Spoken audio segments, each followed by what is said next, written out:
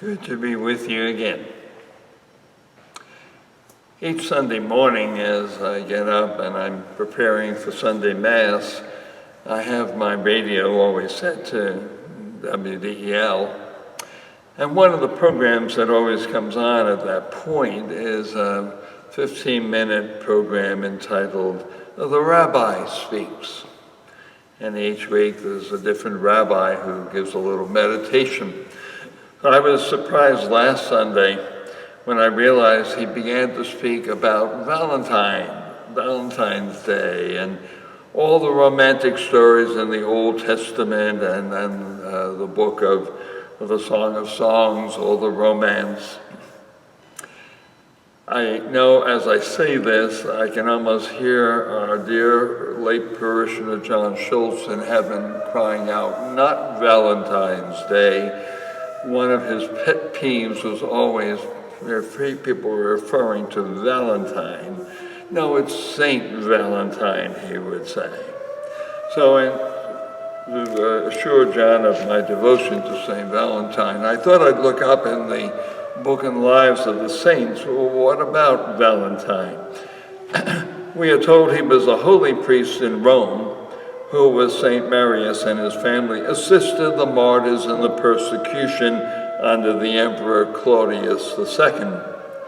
He was apprehended and sent by the emperor to the prefect of Rome, who on finding all his promises to make him renounce his faith ineffectual, commanded him to be beaten with clubs and afterwards to be beheaded, which was executed on February the 14th, about the year 270. So that's Saint Valentine. And it's sort of ironic that over the years, more recently, the authorities in Rome took another look at the calendar that we observe throughout the year and decided to remove Valentine from this day, and instead to put St. Cyril and Methodius' feast on this day, the apostle to the Slavic peoples. I haven't seen any cards or anything in the shops to celebrate St. Cyril and Methodius. And one may wonder, well, how did this custom begin of sending Valentines and all the stuff about romance and people in love and observing this day in a very special way?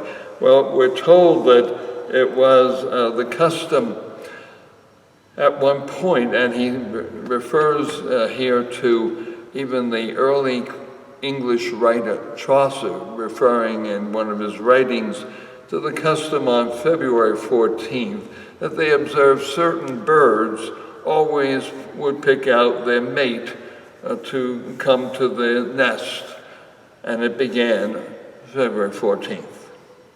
And so if the birds could find their lover, human beings would do it too. So our commercial world has certainly exploited this to the utmost.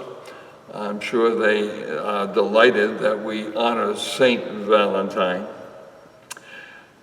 Perhaps we might wonder about it, since the church removed him from the calendar of saints. There are, of course, thousands of saints who are not on the universal calendar of the church. But maybe we feel, well, here in February we need something to lift our spirits. I know February can seem to be a very long month. I always remember in the seminary, one of my classmates, Henry Dersch, always quoting each year, 30 days hath September, April, June, and November. All the rest have 31 except February that has 99. Yeah, at this point, many feel we've had enough of winter. We want to move on to spring. And perhaps some will even feel, in the context of our society these days, with all the hatred, all the violence, all the lack of love, that it's nice to be able to celebrate again something very warm and loving the love that is occasioned by St. Valentine's Day. I cannot help but think that at least we can say it points us again to what is at the heart of our whole Christian faith, the heart of our whole Catholic belief, which is the love of God poured forth into our world. We Christians believe the Father, Son, and Holy Spirit are giving themselves to each other in perfect love from all eternity to eternity. And that love has, as it were, spilled over into our world. In Jesus Christ especially, we have experienced the love of God changing our world, changing our lives, calling us to be very different kinds of people.